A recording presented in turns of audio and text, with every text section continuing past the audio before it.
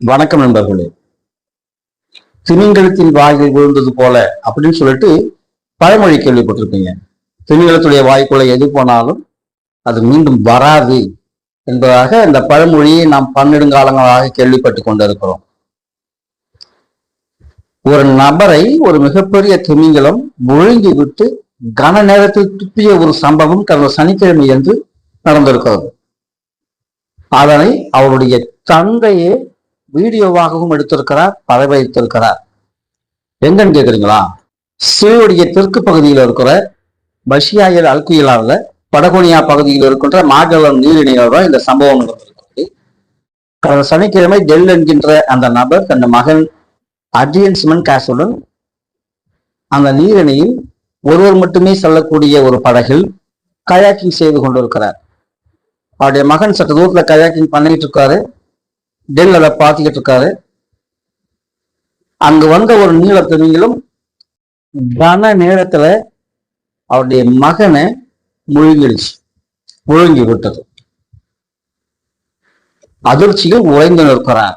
ஆனால் என்ன நடந்ததுன்னா அடுத்தது அந்த நபரை அந்த திமிங்கலம் வெளியே கக்கி விட்டது. இந்த காணொலியை பாருங்க.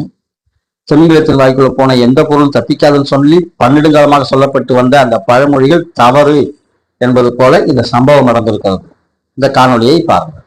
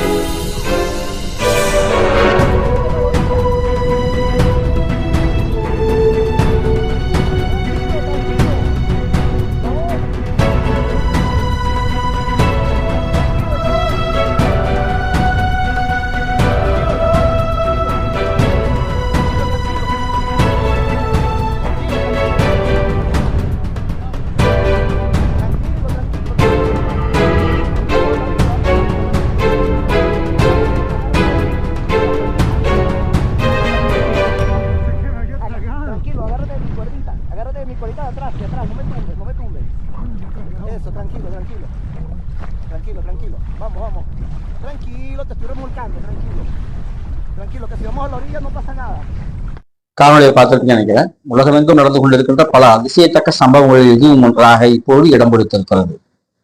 மீண்டும் ஒரு காணொலியில் உங்களை சந்திக்கிறேன். நன்றி, வணக்கம்.